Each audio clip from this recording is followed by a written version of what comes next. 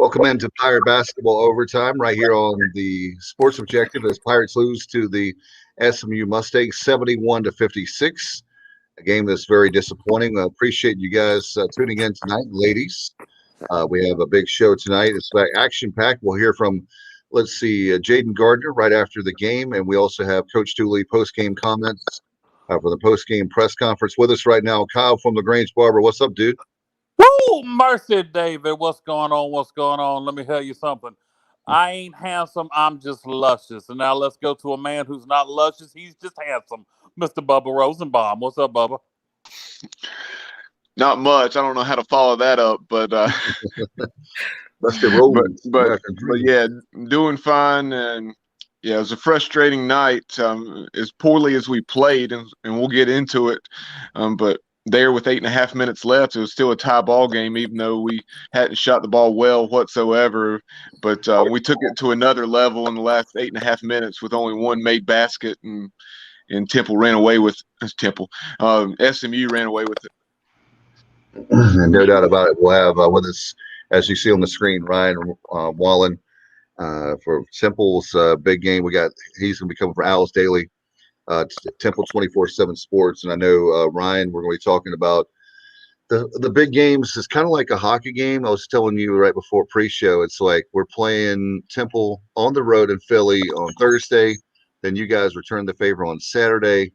Because of COVID issues, we had to reschedule the game. So have two back-to-back instead of having, I guess that's a fair way to do it. You both teams get to play on their home floors with Temple on Thursday, East Carolina on Saturday. Yeah, I totally agree. And, I'm looking forward to hopefully Temple bouncing back from on a 3-game losing streak right now, and that heartbreaking loss to Wichita State yesterday on Super Bowl Sunday. But we'll have to see how it is. I know both teams struggling right now, but it should be a good series. No doubt it's going to.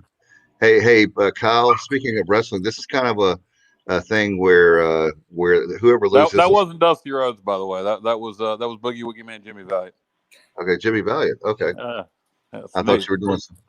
I'm doing a little Jimmy Valiant there. Okay, go ahead. Right. Go ahead. No, it's kind of like with Temple and East Carolina with the struggles from both teams, both squads. It's kind of like when they used to have where a guy was going to leave a territory, and whoever lost the match had to leave the territory. I don't know if they're going to have to ask us to leave the American, but the loser leaves town match between East Carolina and Temple. I don't know about that. We just got to start making some damn perimeter shots. If we can start dropping some baskets, we win a lot of basketball games. We play good defense. We can get inside and get fouled. The only thing that's missing for us is the ability to shoot the ball from outside. If we could just be mediocre at shooting threes, we'd have won our last 2 ball games. Yep, that's exactly right. We had both Memphis and SMU on the ropes, and another thing, Ryan, we need to find a way to. We're learning how to find ways to win, and you can't have it. One of the things that's frustrating, guys, that I was telling Ryan before the show, is everybody knows that our star player is Jaden Gardner, and they have a design play where they pass the ball to Jaden at like the free throw line or maybe the elbow right around there, and he kind of sneaks in and gets a jump shot, and instead now everybody knows that play. So when they see Jaden right around there, they collapse on Jaden and they telegraph the pass. Well, because it would, if we just had some perimeter shooting, Jaden would be so much more effective. All that shit that we do with Jaden would be 100 times more effective if people were scared of I know we got some guys out, and that's part of it. But I mean, man, I don't know why we're such a poorly shooting basketball team. It's ridiculous. Like the other night against Houston, we knocked down 11 threes. We were 11 out of 20.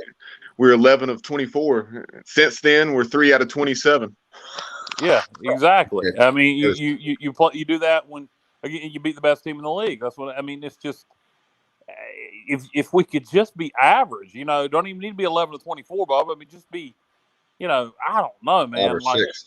Yes. Make like 5 or 6. Just like we were at the beginning of the season when we shot 38%.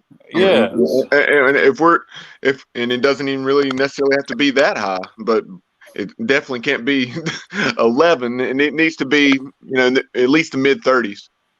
Yeah, it's been terrible. I mean, the other night we made, no 3-pointers against Memphis? We were one of One. 13 against Memphis, and then we're 2 of 14 tonight. Yeah, you just make you just make 4 against Memphis, you win the ball game. You make maybe 5 or 6 tonight, you win the ball game.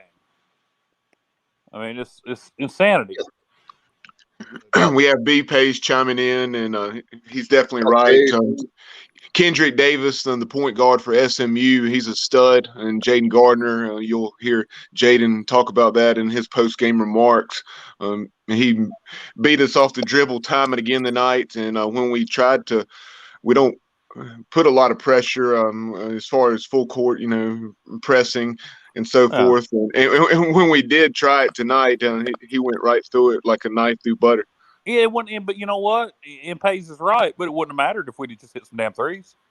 I mean, that's what it comes down to. That's what he's saying. He says his comment, we're too soft and scared on the perimeter. Here's what's happening: if you don't take the shots, you're not going to make them.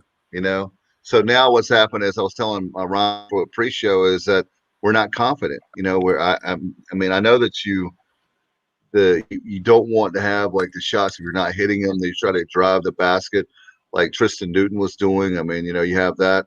But as far as the threes, if you've got and Dooley's will say that, you'll hear that in the press conference. If you have an open look, I mean, you got to take it. If you're a 3-point shooter, you got to take it. It's not even just the threes. I mean, what is our percentage just of field goals outside the paint? I mean, it's got to be dreadful. Well, tonight, let's take a look at the numbers, Kyle, since you brought it up. And tonight we finished 30%. From the floor, 16 out of 53, like we've already discussed, 2 for 14 from 3. The free throws, we shot free throws pretty well tonight, 71%. And they say those win ball games. It kept us in the ball game tonight. Unfortunately, the other areas were so bad. We were so bad shooting the ball from the floor and from 3 that it didn't make any difference other than giving us somewhat of a chance up until about the 8-minute mark. Then you see SMU. They didn't shoot it great, but 43% seems pretty good when you shoot at 30. And you see they were atrocious from 3 as well. 4 out of 22, just 18%. And then they were lights out from the line, 19 of 20. Yeah, I mean that's great. 19 20 from the line. That's going to win you a lot of games. But I don't know. It's just frustrating because I see us that we're so close yet so far. You watch us play and there's talent there, and I do believe when we get back to 100%, we'll be pretty effective. But the season's starting to get away from us now. We after we beat Houston, what are we going to do with it? And there's still a lot of conference games left to go, but need to start winning some games. And by the way, for people asking on social media, Joe Dooley was asked about Noah Farrakhan. Well, it's not. We'll let everybody know it's not an injury. So we'll talk about that. You got a disciplinary issue. Oh, there you go. There you go. And then Pace is asking. Dooley said he's not offensive, but I do know he. Yeah, the thing is, Pace, it's not about his talent, and Coach Dooley talks about that. What it comes down to is a point guard is like a quarterback. For football, as a quarterback of basically the basketball team, and basically what it is, Coach Dooley didn't say it, but I will just go ahead and say it. Farrakhan doesn't know the offense. That's what it comes down to. He doesn't know the offense, and so he may. He's definitely talented. They're not saying he's not talented or a bust. They're just saying simply in a nice way, Coach Dooley. I think Bubba and Kyle. I don't know if you guys heard it, but basically what it comes down to is he needs to know the offense if he's going to be a point guard. So can we move him? I mean, can we just take him off the point? I mean, I have no problem. I think that if that's the case, if that's what I'm reading, maybe I'm reading too much into that, but he needs to handle that. And I don't know if it's any issues as far as how he's practicing, because he was pre-Christmas, he was on a roll. And then after Christmas, he had the growing injury, and then since then, there's actually a YouTube video. I guess he was a high enough recruit. I stumbled upon it last night. that somebody has made, just some college basketball guy has made about what's happened to Noah Farrakhan at East Carolina. So that's not good. It's not good, and I'm not blaming the staff or Noah, but it's not a good look to get such a high profile recruit that people keep up with nationally, and then him not performing well at East Carolina. That's not good for recruiting. It is. That's correct. Also, these kids have to, and I feel like an 80-year-old man. You have to understand that when you come in, you're not playing. Ryan and I were talking about this beforehand. If I'm shooting in the backyard with Ryan and he beats me in a game of 21, it's not a big deal. Or Ryan, if you play Dave in a game of 21, okay, Dave will blame the officials the whole damn time. I guarantee you. No, I just want him to call it right. He'll blame them. He'll blame them the whole game. No, it'll be brutal. So I'm just telling you. No, but my point being is that the kids today think they're automatically going to start, and as Kyle talks about, he's right, is about the epidemic we have with college basketball. You guys have got to understand, if you come in there and you're not ready and you're a freshman, it's okay. If you don't play, it's okay. Because guess what? You got to learn somewhere. We've had players that have played in about 3 or 4 different places, like a Seth Leday. They played about 4 places because they hop from team to team to team because they don't get the playing time. And the bottom line is with Farrakhan, just learn the system and you're going to get more minutes. That's what it comes down to. We shouldn't. You know what we heard about was on Instagram that was coming from other people, not from Noah, and then the video that was made on YouTube that was made by other people, not Noah. So we shouldn't. We want to make sure we're not being negative towards Farrakhan. We haven't heard him say. Yeah, I just want to make it clear that we haven't heard Noah say that he's not happy or he wants out or this staff sucks. No. This is coming from outside sources about Noah. Saying, what's happened to Noah at East Carolina. So none of this is coming from him. So right. I'm glad I am glad you said that because he basically has said that he's good. So I think that he, we can blame COVID, but the Christmas break, man, we were rolling, and now we've gone like Ryan pointed out to me 1-7. We were 7-1, and now we're 1-7 since Christmas. So. We've got to just keep grinding, keep pounding. I know Bubba with, I guess with both Temple and East Carolina, these are both teams see these as winnable games. It's a situation where both teams are fighting for. I think it's not pride now because there's still, like Kyle said, there's enough conference games. It's not the end of February, early March where you're playing for positions, I guess, on the team or next year. No, you're playing for seeding in the tournament. I mean, there's still a lot to be determined. You're trying to move up in your the seeding order in the conference tournament, and so I mean, the season's not over for either East Carolina or Temple. I mean, Ryan, what's y'all's record now overall? We're 4-7 right now, 3-7 in the conference. 4-7, 3-7. Good God, you guys haven't played very many games still. No, they were sitting at 4-4 after that home win against Tulsa back on January 26th, and since they've dropped 3 straight, including a really ugly game to Tulane at home. Then they lost a really bad one to Cincinnati last Thursday, an undermanned Cincinnati who was playing its first game in a month with 8 or 9 guys, and a handful of them were walk-ons, and Temple just looked terrible in that game. And then they go out and play one of their best efforts of the season actually yesterday against Wichita, and just came up short there in the end. So yeah, they still have a struggle, and they only have 7 games right now on the slate left in the season. So there's not a whole lot more opportunity actually for Temple. There's 7 games over the next couple weeks, and then it's conference tournament time. We're at 16 games, so we have played enough games that we are over that 13 game threshold. So we are eligible for postseason play. I don't think we're going to be playing anywhere, but we are. We're going to win out. I predicted we're going to go 8-2 the rest of the way. We've lost 2, so we're going to win our last 8. So sorry, Ryan, we're taking 2 from you.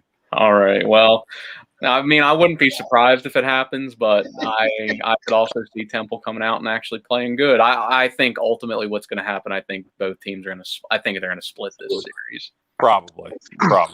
If I had to guess, yeah. that's the way I would lean too, Ryan. Yep, the Pirates will win in Philadelphia and Temple will win in Greenville. I probably so. Cheesesteaks for everybody. Yep. We need to start a competition with Ryan. We've got too many games in basketball, but during football season, whoever wins the game's got to send the other one cheesesteaks or either barbecue. All right, Barbecue. that sounds like a deal for next year. Yeah, because I love cheesesteaks, so that sounds good to me, man. I do as well. Yeah, no, I don't know what the bigger deal. I don't know who gets the better end of this. Because if Ryan wins, he's got to send cheesesteaks to 3 people. But then there's only one of Ryan, so all 3 of us have to send you barbecue. So either you're gonna have to buy 3 people cheesesteaks, or you're gonna get a hell of a lot of barbecue. So I don't. I'll take a lot of barbecue. Oh, do you like barbecue?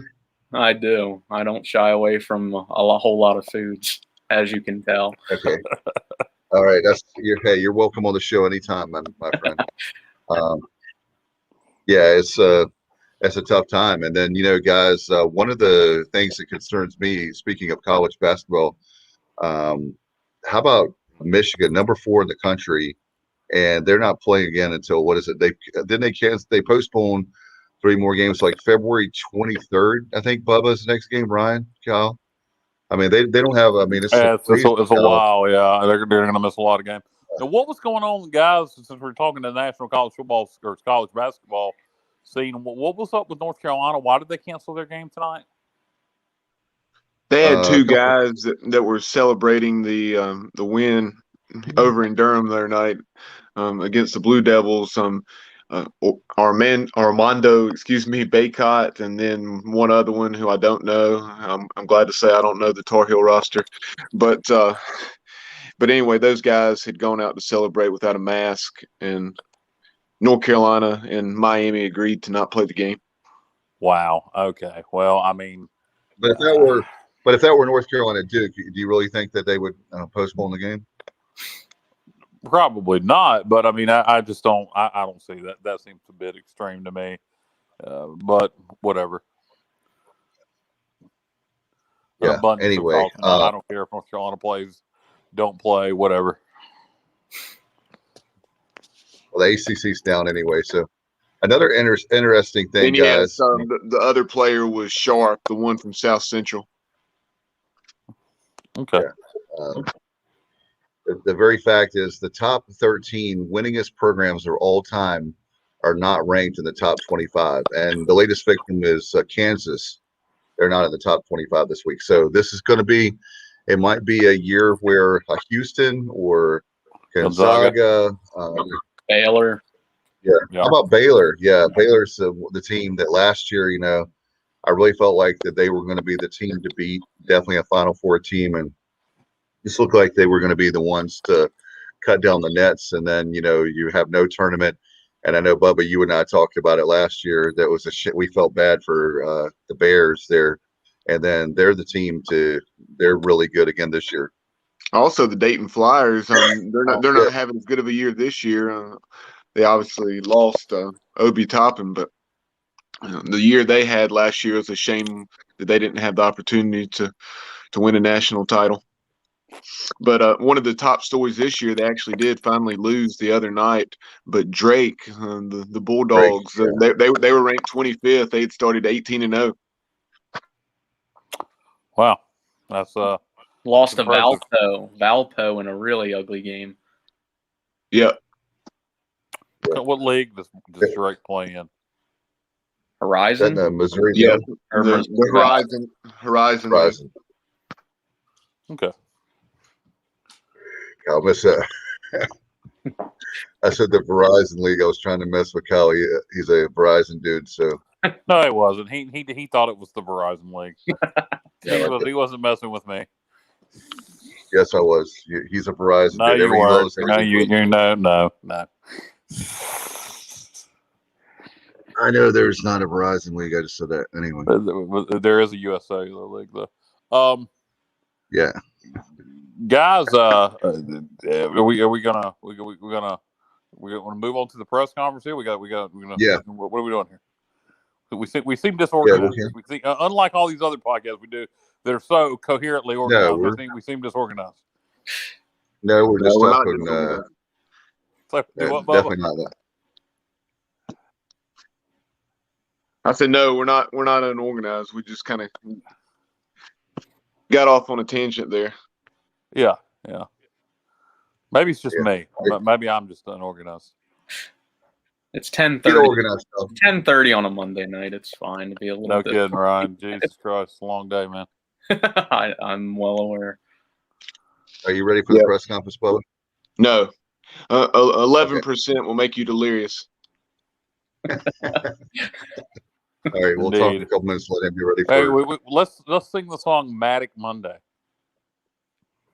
Oh man, for the Bengals. Indeed. It's in a hump. Ryan, what did you think of the Royal Rumble? Edge is your winner of the 2021 Royal Rumble. Were you pleased with the results? I was fine with it. I think based on, I know a lot of people don't like these older superstars obviously returning and having their one more title run or whatever, their one last stand in WWE. But, Edge is a guy that I think that's why they wanted to put him in at number one, was to show that this guy actually still has the athleticism and the ability to perform long matches. It's not like a Goldberg who can only go 2-3 minutes, as you saw in that match against McIntyre, where he's out of breath after a 3-minute match and he drops McIntyre on his head almost. So I think that that's why they had Edge go in at number one and win the match like that, which I'm totally fine with. I think obviously his story is incredible, that triple fusion neck surgery, 9 years out of the business, and he can come back and still perform. And obviously, unfortunately, he had that triceps injury at Backlash that put him out on the shelf again. But I was fine with that. I think it's going to be a good build-up. I hope it's going to end up being Edge versus Reigns at Mania, which sounds like that's the direction they're probably going to head, but you never know. WWE and Vince McMahon and all, they can pull the plug last minute on that. But and the Women's Royal Rumble, I thought they had the right wrestler win there. Waller obviously is one of the best athletes in the business right now, and it was nice to see that they gave the younger generation there, with her and Ripley being the final. You start talking about women's wrestling, I hear fart sounds. Yeah. Hey, by the way, the women's wrestling, look, there's a place for it. It does not need to be on a 50-50 basis. We do not need to see just as many women's matches, just as many women's wrestlers as we do men's wrestlers. It is utterly ridiculous that we've gone that far. And to me, what you just said is you said it without saying it. Some people don't like the older superstars coming back and getting another title run, like Edge. Well, that's the whole damn thing, is they don't have any current superstars. That's true as well. I mean, who McIntyre's gotten over. I would have been interested to see how he would have gotten over with the live audiences during this run. But unfortunately, we didn't get to see that. But there's just, and it's the WWE's fault that that they're not making stars anymore. Vince doesn't. I really don't think he cares about having single draws anymore, because their business model has changed. Yep. And it's just, I think eventually he's going to see that even during the network and COVID's going to end eventually, and you're going to have to start having people to sell tickets. And I don't know that the current WWF product or WWE product would draw crowds. It'll be interesting to see when COVID's over what kind of crowds they draw. I don't think it's going to be the numbers they were drawing before the pandemic. Well, and they weren't even drawing well then. I went to a SmackDown show, I guess it was 2018, sometime in 2018 or early 2019. And I was up in the nosebleeds. I bought my tickets for the nosebleeds, and I get to the arena and I get a thing, a voucher that says, "Oh, your seat's been moved," because they wanted to fill the lower bowl. TV. Yeah. Well, here I end up getting in the pit right by the entrance ramp, for Wow. no Wow. upgrade in price, and I ended up sitting there watching that. That was the night that Randy Orton stuck the screwdriver through Jeff Hardy's ear hole. Okay. Wow. Yeah, I'm not enthralled over the last few years with I haven't really liked the WWE product. The last time I was really happy with the WWE product was during the when you had oh my god, my brain's not working. When you had the Shield, Punk was still around, Daniel Bryan, the Wyatts had just came in. That's the last time I thought the WWE product was really good. So I guess that would have been about 2014. Yeah, late 2013, 2014, yeah. I don't really think it's been good since then. And then AEW to me is just a bunch of midgets and acrobats. I just and Chris Jericho. Yeah. Well, and that's what I was listening to, I think, a podcast the other day that they were saying, the AEW product started off really good, and since then it's just become a bunch of like comedy gimmicks, and it's not making up for what WWE is lacking, because I mean that's what half of WWE is anymore, is comedy gimmicks too. I mean, you look at guys like, now granted I love R-Truth, but I mean that whole gimmick is just, it's stupid. It's so yeah, well, yeah. I loved R-Truth when he was Ron the Truth Killings in TNA. Yeah, but, and that's the thing. I look to the TNA era with like the Main Event Mafia and AJ Styles when he was in TNA, and Samoa Joe when he was first. Yeah, it was good. It was great. You kind of look back at it and realize you took it for granted. Yeah, you did, and you realize the stars that TNA had at the time. It was insane. No, it was. I always enjoyed that product. Actually, a little inside baseball here. Hermie Sadler. From that, my dog's playing with her toy. I don't know if you guys can hear it in the background. Is that Hermie what it Sadler of NASCAR fame. Hermie Sadler of NASCAR fame promoted house shows for TNA initially in the Carolinas and Virginia at one time. We're one of the few places that was getting TNA house shows. And so I got to meet AJ Styles, Samoa Joe, Christopher Daniels, Cowboy James Storm, Scott Steiner, all those guys back when pretty much this area was the only place getting TNA house shows. And Booker T. I mean, you pretty much know anybody on the TNA roster from 06 to 08, I got a chance to meet. And so I definitely miss those days. No, I do too. I love those matches. That, like, it was just so creative, like the whole X division they had, and I liked like Suicide, and they were all just so talented wrestlers, and it's incredible that they all ended up finding their way to WWE, and most of them ended up flopping in WWE. I mean, I guess the only guy that you can really say has made his name still in WWE is Styles, which what's Joe doing now? He's commentating. Oh my God. He's Raw commentary now. Okay, so how long has it been since I've really watched Raw? I was going to say he hasn't wrestled, I think, in almost a year. I remember he was in the Royal Rumble last year. He was in that feud with Owens, and then him and Owens were teaming up against AOP and Seth Rollins, and then I think Joe got suspended for maybe a performance drug issue. I don't know. He's not, okay, wait a minute. Look at Joe. Tell me, what performance drug do you think it was? I have not a clue. It was that green performance. Yeah, yeah. But yeah, I don't think he's been back in the ring since. Actually, I think there might have been an injury in there too. But he's been doing a lot of commentary on Raw, and yeah, it's a shame because he's such a good wrestler, and I think they kind of killed him when they took away the Muscle Buster from him. Which I understand it's a dangerous move, but that was not his fault either. Injury happened. What happened? Tyson Kidd. Yeah, exactly. And I met Joe, and he was a heck of a nice guy. I really, all those guys during that TNA era that I met were pretty nice dudes. I can't. Nobody stands out from that roster.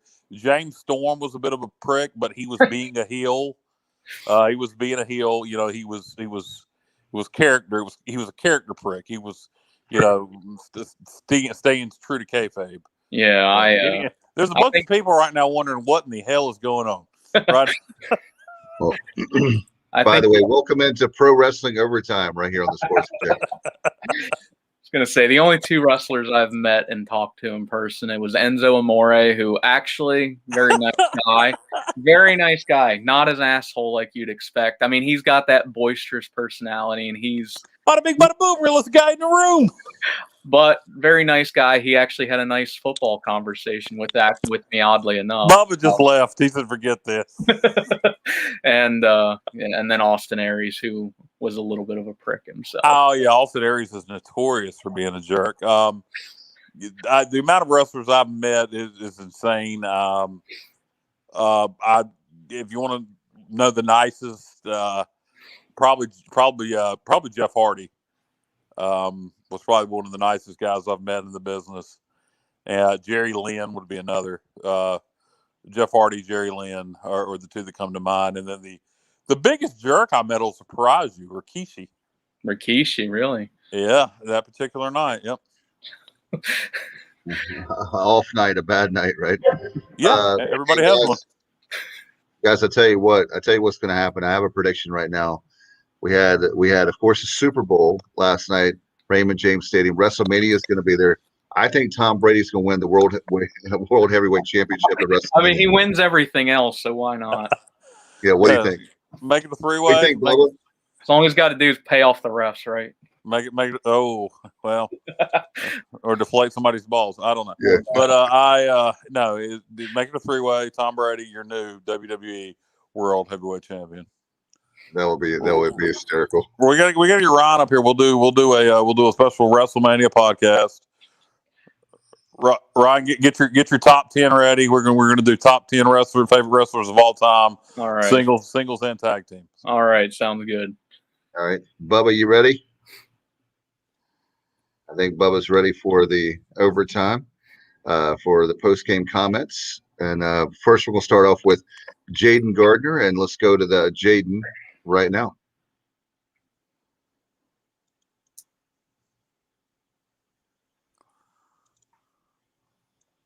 We can't hear it, Bubba. Couldn't get a shot to fall. How frustrating is that to create that tie and not be able to kind of make some shot? I mean, it's very frustrating not to be able to get the ball to go in the basket. I mean, at the end of the day, teams are going to score. So it's just you got to be able to score on offense and be able to match it at least a little bit. Our defense, I thought our defense is fine tonight. Just offense struggled a lot. And when you got great teams like that, the best offensively efficient team in the league, you got to be able to score points. So I was impressed by our defense, but our offense still needs work. Another winnable ball game for you guys tonight. The ball could have gone in the hole just a little bit more. Ball movement didn't look quite as sharp as some of the nights you've had, but what do you guys come away with at the end of this kind of ball game? What do you learn for the? You're still kind of close. You just got to be prepared, ready to play. Gotta make shots. I mean, it's a make or miss lead. I mean, that's the bottom line to it. So it's simple as I can put it.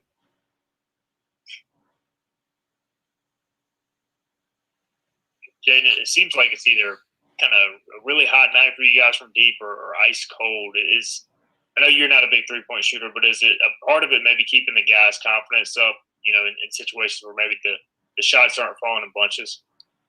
I mean, yes. At the end of the day, you got to shoot the ball. I mean, you got to keep shooting it. It doesn't matter if you're off tonight because we need those shots, step-in threes, threes off passes, and we turning down open looks. We got to shoot those because those might be some of the best looks we get, and we need perimeter shooting to beat these kind of teams. And you're right. Right now it's rather we're really hot or we're ice cold. We have to have some middle ground. We got to have some nights we can at least hit 5 or 6 threes, balance it out. I know we won't get 11 again like Houston, but we got to have some middle ground, some balance because it's hurting us. It's hurting us right now. Even though you guys got less turnovers than they did a better job of capitalizing on your turnovers. They got out in transition a little bit and got into the paint and got all the tick-tack fouls as well, it seemed like. But Where's this team at in that regard in terms of defense, and what do you got to do moving forward? Once we get back, we're solid on defense. So we have to limit baskets. We have to limit baskets in transition. But credit to Kendrick Davis, probably the best point guard in the league, pushing it down our throat basically all night. So I mean, it's hard to simulate what he can do, and especially coming off quick turnaround, it's very hard to simulate. And to just go from playing Memphis point guard to go playing Kendrick Davis is pretty different.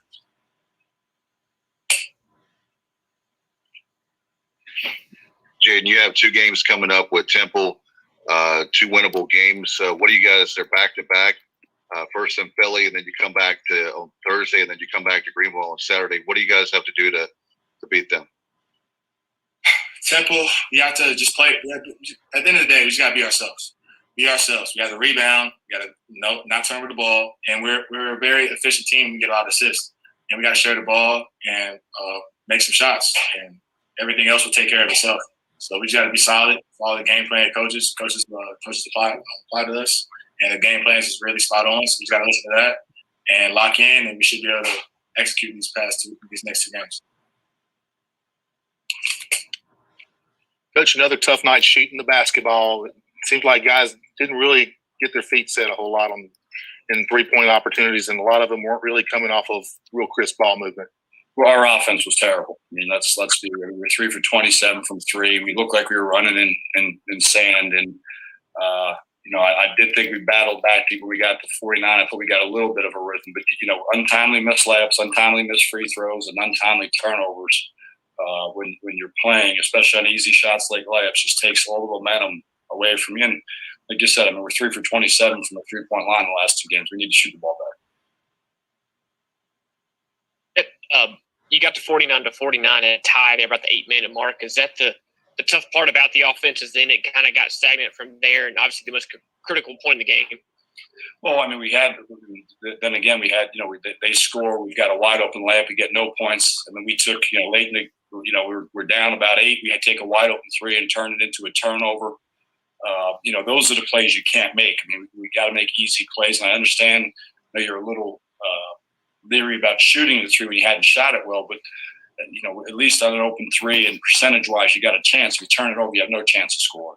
And when you're at 49-all, you got to make a decision. And obviously, Davis dominated the game. I thought on both, and he gets them easy baskets. But it seems like right now you guys either are kind of red hot or ice cold. Do you feel like if it doesn't start good, maybe the guys lose confidence in our little gunshot shooting from 3? Yeah, I mean, we talk about it all the time. I mean, shoot open shots, and we work on it enough. And if they lose confidence, about missing a couple shots, we need to sub. We need to put somebody else in. Joe, do you think that your guards tonight were a little tired or just maybe a little too tentative at times? Yeah, I mean, but that being said, we really didn't practice yesterday. So, I mean, I know it was 3 games in 6 days, and the level that you have to play against, SMU's been sitting at home since last Wednesday. But, the level you have to play. Now, that being said, we rested our guys. I mean, yesterday, we walked through, we shot free throws, and we got treatment and stretched. Now, playing 3 games in 6 days against Houston, Memphis, and SMU, 3 of the better teams in the league, is not an easy task. But no one cares. You got to line up and play, and no one cared that SMU hadn't played, and I think we prepared right. We need to get our legs back under us. These games seem to be much more winnable than they were in the past, and you don't seem to be very far away at the moment. Just get some shots to fall. When you get to 49-all, you make a decision to buckle up, and I thought obviously we've got to get to the point where we make those easy shots, and when things aren't going, because the other thing is the easy shots give everybody confidence. Everybody sees the ball go in the basket, and then you want to buckle up a little tighter on defense. I thought our defense until late in the game was good enough to win the game, and you get it back to, like we talked about, 49-all. Then you have to make some easy plays, and tell you the truth, JJ got on a little bit of a roll. I thought he got hot, and then we need to make more offensive plays and make easier plays. What were your thoughts on the Luigi ejection, and then how much did that kind of change your post game? Obviously missing him, and then guys that kind of in foul trouble after that. Well, you look at it, you can look at it two ways. He looked at him and he stepped on him, or he looked at him and he was trying to get up and the kid changed. You can't tell. Now, I would like to give Luigi the benefit of the doubt. I've never seen him do that before. So, I've never seen him do that before, but that impacts your team. And you got to not put yourself in those positions where they can make those judgment calls. They all three referees looked at it, and all three of them agreed. So there was not much of a, dissension among those guys. So does that help? Hurt? Yeah. I mean, we had to play small, more minutes. Not having Pig, that changes the minutes on the perimeter. So we've got to figure some of these things out. Edra seemed to do some good things when he was in there. Adds a little bit of depth moving forward. Talk about his play a little bit. Last 3 games, he's helped us. He's done some things. We used him against, we've used him in stretches, and this was the most minutes he's played. But he's getting some confidence. He knows what he's doing. He just needs to, continue to work, and he has. And I think the biggest improvement we've seen are from he and Luigi, and hopefully when we can get Charles healthy, he'll continue to develop also. Coach, I think it's been since UCF since we saw Noah play. Is that injury related, or just he's not really in the rotation right now? As of right now, he's not really in the rotation. I mean, he has been a little banged up. He has been able to practice, and he's starting to figure some things out. But it's really right now he hasn't been in rotation.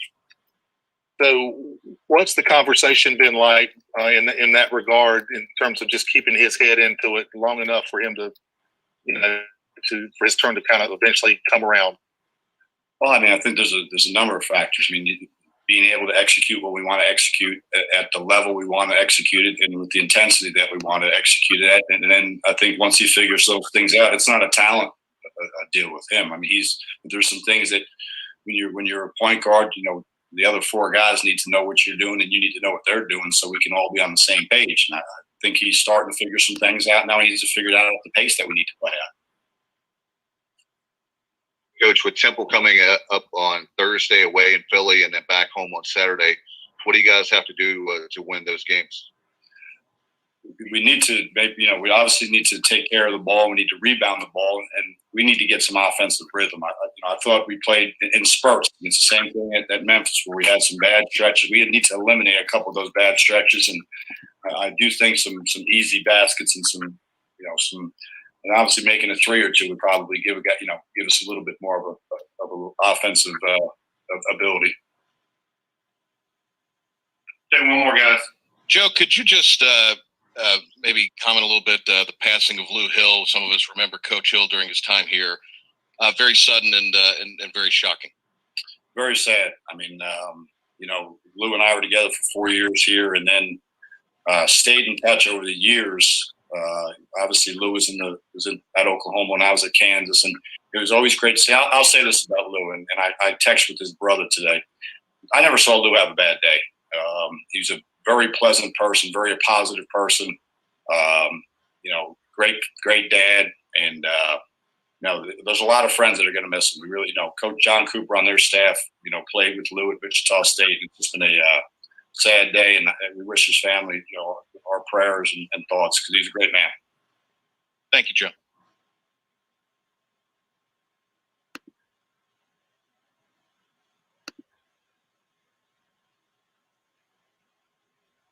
Post-game comments from Jaden Gardner and, of course, Coach Joe Dooley. And guys, did want to mention Lou Hill. Very sad to lose him and the coaching community. I know he was with Joe Dooley for Joe Dooley 1.0, and a great guy. For what we've always heard about him, they always have been very complimentary. Nobody has ever said, to my knowledge, a bad thing about Lou, right, Bubba? Yeah, like Coach Dooley said there, I think back to his time on Coach Dooley's staff there from 94 to 98. And then after those years at East Carolina, which were some of the best years in East Carolina's basketball's not so storied history, Coach Hill moved on. He also spent time, like Coach Dooley mentioned, prior to his 5 years as head coach at UTRGV. He had been at Oklahoma for, I think, 5 years with Lon Kruger. Prior to that, he had been at UNLV for, I think, 7 years with Lon Kruger. Also spent 5 or 6 seasons at Texas A&M. He was clearly a very, very well respected assistant coach, and then he did a nice job at UTRGV and took over a program that was really struggling. Went 12 wins, I think 15 wins, and then 20 wins in year 3. They had taken a small step back last year, but played well down the stretch, and they were off to an 8-4 start this year. So hopefully his staff can take over and finish well. But thoughts and prayers to Lou Hill, his family and friends. No question about it. Very sad, and definitely not only did the coaching community lose a great man, of course, the world and his family lost, and we'll definitely miss him in the world of college basketball and beyond for sure. Tell you what, it's a very sad situation there, and move on. You often reminder of with COVID-19 going on.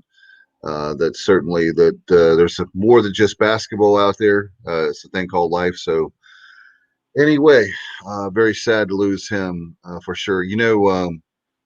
Guys, we'll lighten things up. I got a story here, Bubba. Can you play that audio for me from Westwood One?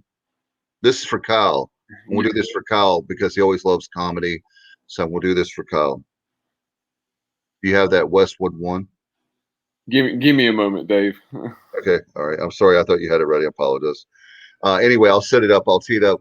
How many guys did you guys hear about the streaker at the Super Bowl last night? Oh yes, it was him wearing his pink one piece and juking out 2 of the security guards on the field. All right.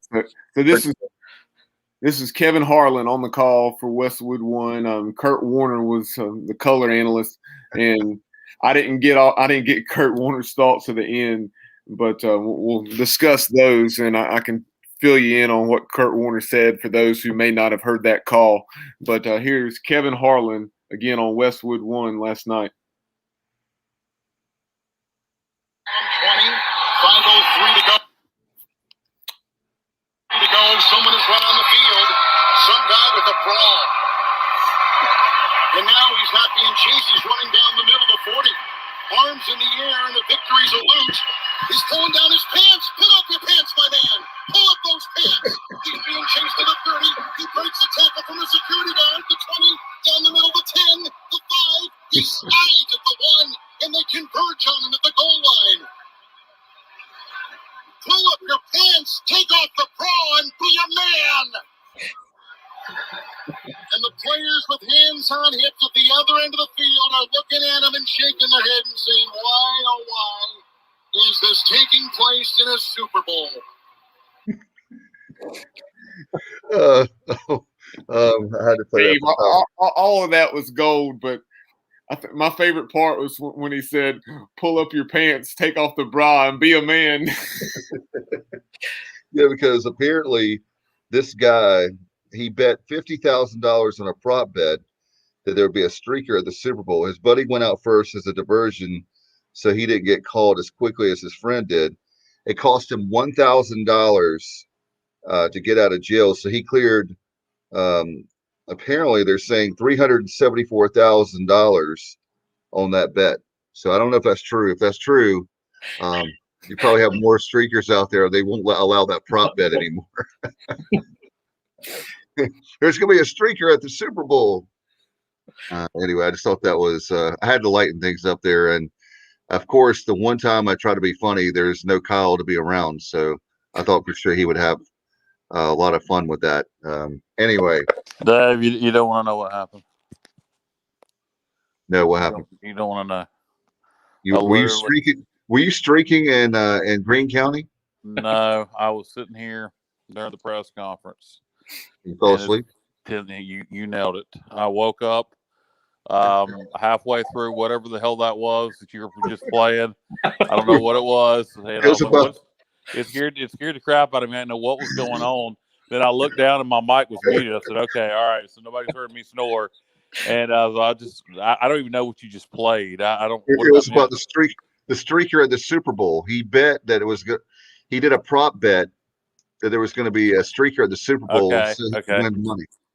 And I did it because I was hoping to have commentary from Kyle from LaGrange. I thought it would be, like a funny moment of the show, but Oh, funny moments. well, I mean, Streaker at the Super Bowl.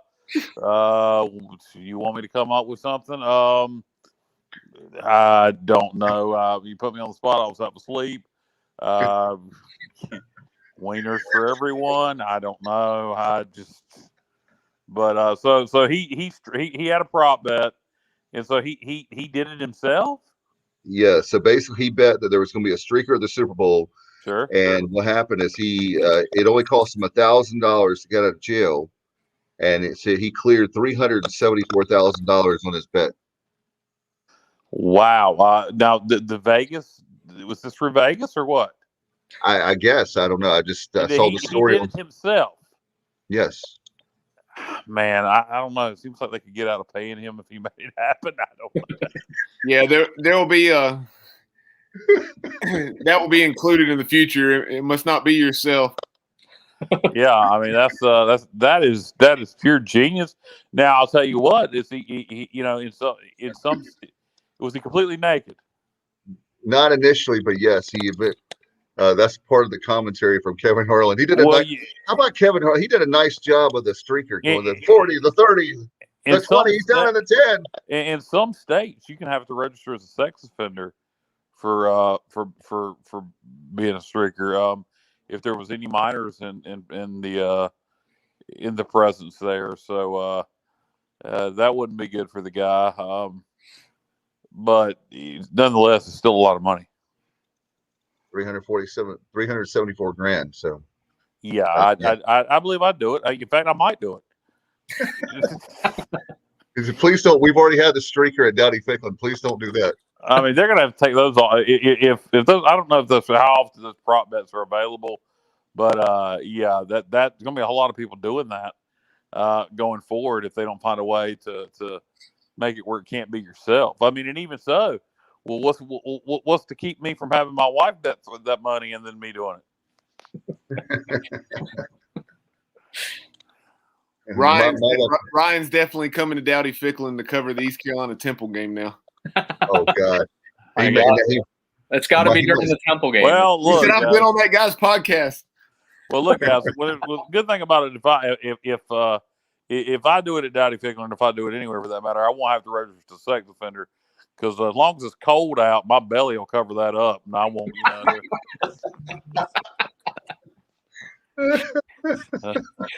No, there won't be any issues. Okay. You caught me off guard. I wasn't expecting that. Yeah, so let's talk try to get back to basketball as far as Temple is concerned. We were talking about dribbling. Yeah, we were. And hopefully we don't have a streak of the 3-point shooting being bad. So there you go. There you go. Nice. I'm trying to seg into the next two games, right, Bubba? Absolutely. No, I just stepped away and I couldn't unmute myself quickly. But yeah, Ryan, we talked to you, I guess, 2-3 weeks ago, whenever East Carolina and Temple were originally supposed to play. But for those who may not have listened to that show or things that have changed since then due to COVID issues or what have you, just remind Pirate Nation and other viewers and listeners who the top talent is for Temple and some of the guys we need to keep an eye on. Yeah, so coming into this game, obviously Temple is a very young team. This back-to-back series against ECU is really, I think, going to set the precedent for what this season's going to end up being for Temple right now. They started out 4-4 and now dropped 3 straight, including, like I said, a bad loss to Tulane and Cincinnati at home, and then a loss to Wichita yesterday. So now they're sitting at 4-7, 3-7 in the conference. Obviously trying to play to move up in the American Athletic Conference standings with a very young team, a team that we knew was going to be a rebuilding year for them, but, hoping that they were going to play a little better than they have, especially as of late. They early in the year, they played really good defense and the offense was struggling a bit. And now it's really been the defense that has been struggling, and that Tulane game might have been one of the worst defensive games I've ever seen from a basketball team in general. I mean, it just was sloppy, and that's saying a lot after coming off of a win against Tulsa at home as well. And obviously, we know Tulsa's not as good as what they were last year, but they're still a pretty solid team in the conference. But this year, Temple's being led by a bunch of young guys. Damian Dunn right now, the redshirt freshman guard from down in North Carolina, is the leading scorer for the Owls. He's averaging 15 a game. He gets a lot of drives. He's not so much of an outside shooter. A lot of points in the paint. A lot of trips to the free throw line. That's what he prides himself on, which. He had an outstanding game yesterday, dropped a career-high 22 again at Wichita State, which is a pretty good feat, considering how good Wichita has played this year. He was perfect from the line. I think it was 12 for 12 from the line. So a lot of his points came from the line, but, it kept Temple in the game late and had Temple at the brink of, pulling off what would have been a major upset. But he's been the team leader so far, and then I guess the other big name the most impactful player thus far has been Jake Forrester, the stretch five. He's an undersized five, but he's been a heck of a talent. He's shown a lot of development this year. Last year he had really bad play. He couldn't stay on the floor, foul trouble, a lot of turnovers, just couldn't make some buckets. He showed flashes of what he could be, and I think this year he's really taken off, and he's been pretty dominant inside for the Owls. Anytime when he gets the ball, he's a threat to score inside the paint. He's been rebounding excellent this year, but again, his problem's been staying on the floor, and that was the big issue against Cincinnati. Temple, he gets 2 fouls in the first 4 minutes of the first half, has to sit the rest of the half, comes back in the second half, picks up again 2 early fouls, has to sit for a while, and Temple just really misses him when he's not on the floor because their other bigs right now just aren't up to par. They have Erasmus Parks, who has battled a lot of injuries in his time on North Broad Street. And then you have a redshirt freshman in Nick Jourdain, or a true freshman in Nick Jourdain, who's really the only other big man in the rotation, who just isn't ready to play D1 college basketball yet. Like Dave was saying earlier, if you're not ready, you're not ready. You need to develop, and but given circumstances, he has to play because Temple really only has 3 healthy big men right now. Due to some other injuries and, just recruiting. And I don't think Aaron McKee really wants to have a true 5. He seems to be following more of the 4-guard, 1 big approach, where you're going to have guys that have size more like a Houston, but they're not going to be remarkably tall. They're going to be, 6'7", 6'8", pretty much across the board. So Forrester's the name to watch. If he gets into foul trouble against East Carolina in either game, Temple's going to struggle because he opens that floor for the guards to, take some more shots and get the offense going because he is a threat inside. But I look forward to seeing what the guards can do against ECU and against the ECU team that has been struggling. But like you guys mentioned earlier, ECU pulled off a monumental win against Houston the other week where, I don't think anybody saw that coming. ECU taking down a top 10 team in Houston. So definitely going to be an interesting series. Hopefully, like I predict with you guys earlier, this is going to be a split of the series, but if Temple can pull out 2 wins, then you're sitting at 6-7 and 5-7 overall in the conference, which isn't too bad. We're considering, circumstances of the seasons, all the postponements, everything that's gone on so far. Dave, you're muted. Sorry, thank you. It's 11 o'clock at night, I can tell. As far as the city of Philadelphia, how strict are things with COVID-19? We knew how they were, and certainly the fall and early on in the basketball season. How are things now as far as the city? And that really has hurt you guys with the basketball program and football, might not. Yeah, obviously with with restrictions right now, I think we touched on this a couple weeks ago too. You know, I pretty sure the state regulation still has limited to 25 people for indoor gatherings, and you know, arenas aren't allowed to have fans, so it's been just game day staff and players that have been in the arenas, and very limited number of reporters. So definitely going to be a struggle from in the near future. Vaccines hopefully coming sooner rather than later. I know that'll be a priority once they are made available to the public, but city restrictions haven't really differed from what the state overall has lately, other than no large gatherings indoors, no sporting events having fans. Obviously, where I live outside, out in more rural PA, we're allowed to have certain fans at like high school sporting events. So a little different here. I get it with population in the city being higher and all, obviously higher per capita players or people. So, but yeah, it's been a struggle, and you can see that not having player or fans in the arena has affected the team a bit. But that's a lot of teams right now, you could say.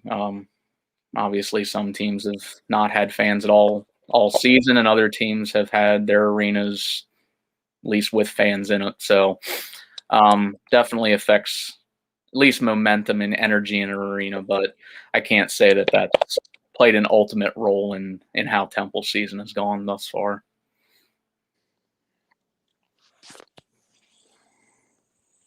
It's going to be interesting to see how things play out. I know with both teams. Yeah, Kyle, what's up? If we're not going to put this thing to bed, I'm going to put myself to bed. All right, we're about done. I'm trying. I know that we're trying to wrap things up. Ryan, certainly it's going to be interesting to see with the Thursday game and then the Saturday. So for folks just joining us, it'll be Thursday in Philly and Saturday in Greenville. And so we'll see how we all predict a split between the two teams between the two games. So we'll see how that. And tip off is like both in like 2:00, right? Even on Thursday. Both of the tip offs are at noon. Noon, okay, all right. Noon on ESPN Plus Thursday and Saturday. Yep, this is man special. Yep, and Temple's going to be. They're looking obviously for their first win since the passing of all-time great John Chaney as well. So they actually had his ceremony today on the Liacouras Center court. So I know they'll be playing with some heavy hearts too, and you know, Aaron McKee especially will probably be coaching with a heavy heart as well. Obviously, his mentor in John Chaney. So I know you guys talked about Lou earlier, and obviously, I think John Chaney, obviously, and again, another great man who his impact stretched beyond the court, and you'll hear that a lot from the Temple community. Yeah, Coach Chaney had just turned 89 years old, and in his 24 seasons at Temple, I saw. Obviously, I knew he did extremely well there. I didn't realize this stat: 23 postseasons, 17 NCAA tournaments, 6 NITs, and then he made 5 runs to the Elite Eight. And of course, that not what he would want to be known for, but just but the I'll kill you. I'll kick your ass. With obviously John Calipari, but it was actually today's ceremony. John Calipari took some time out of his day to actually speak, and you know, he said, I believe him. He would have kicked my ass, but he said, you know, obviously he misses Chaney, and him and John had actually grown really close over the years, dating back to their days in the A-10 with John at UMass and Chaney at Temple. Yeah, that was awesome. Classic stuff, and he definitely intense, very good. I remember the defensive teams, and certainly with the basketball, he was just one of those guys, a very intimidating presence. I don't mean that in a bad way, but definitely you're starstruck when you're around him. He's somebody that you would love to have dinner with. You hear the cliches, but it's true. Just to get his basketball knowledge and maybe knowledge on life would be fun to talk to him. But very sad to lose him. Another, you're getting older when a guy like John Chaney and a lot of the coaches were losing a lot of celebrities and stuff like that. So Definitely going to miss him a lot. And Ryan, man, we appreciate you coming on short notice, and you hung out with us well over an hour. I guess I don't have $375,000 to give you, and I'm not going to streak. But thank All you so right, much. the barbecue will suffice next year. Okay, yeah, that sounds good. Hey, we'll get you somewhat, Sam. We'll get some from. There will be cheesesteaks next year, Dave. There will be no barbecue sent to Philly. There'll be okay. All right. cheesesteaks to Greenville. So. We'll have to see once they step out on the field, because that'll be a whole nother preview in itself. No doubt. The roster turnover for Temple football. Before we let you go, how can people find your work, and tell everybody what you got coming up? Of course, you can always find us at Owls Daily 247 on Twitter, and myself at Ryan Wallen 247 on Twitter, or you can always find us temple.247sports.com or owlsdaily.com. And obviously we try to be at every home game. I believe my editor has been the only person to attend every home or away game all year, including football. So if you want live coverage, we're the best spot for live Temple Owls coverage. All right, Ryan, thanks, man. Appreciate you so much, and we'll see how things turn out on Thursday and Saturday. Pirates and Owls meeting up on the hardwood. All right, sounds good, guys. Thanks for having me. As always. Good night, buddy. Night. Good night. Bye-bye. All right, Kyle, we'll let you get back to snoring, my friend. Appreciate you, buddy, as always. Please don't be streaking out in Greene County. I won't have the money to bail you out. Yeah, I'll try not to. Yes, indeed. All right. All right, Bubba, hope you have a good night, guys. And I would say good night, John Boy. That'll do that in honor of the Waltons for Kyle. And enjoy the rest of your evening. And we'll see you back tomorrow. Good night. Yeah, but hey, Bubba, before we go, we got to mention, too, we got a great show coming up tomorrow night. We'll promo things really quick and get out of here.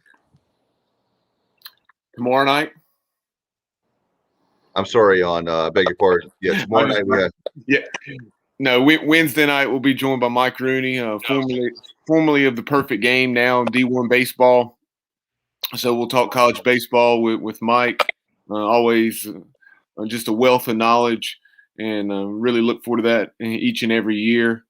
And in addition to Mike Rooney, we'll also catch up with Mike Houston. We'll have a fun conversation with Mike Houston, head football coach of the Pirates, on Wednesday morning, and we'll have that for you on Wednesday evening.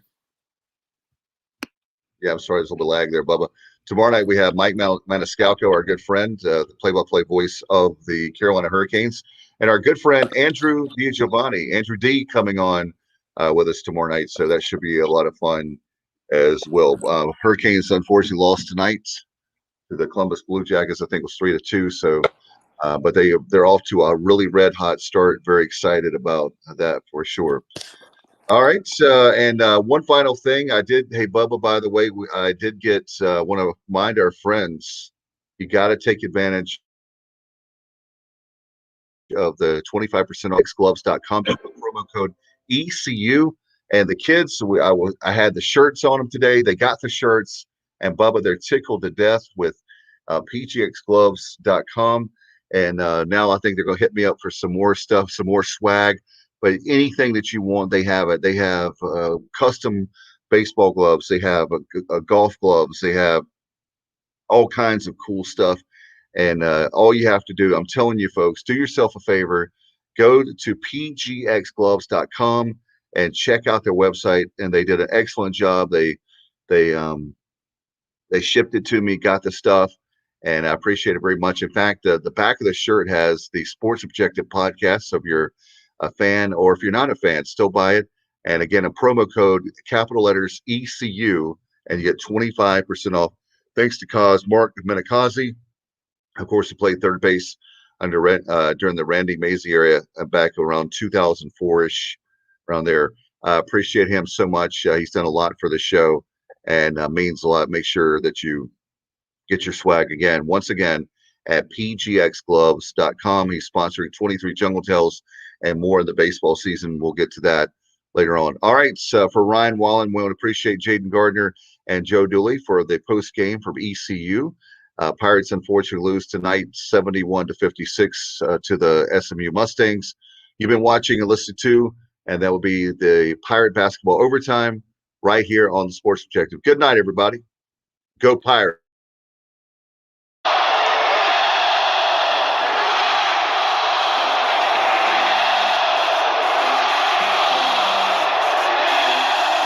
Put your crossbones up and give a pirate. Let the other team know we got them surrounded. Put your crossbones up and lean side to side. Set the tone with your pirate pride.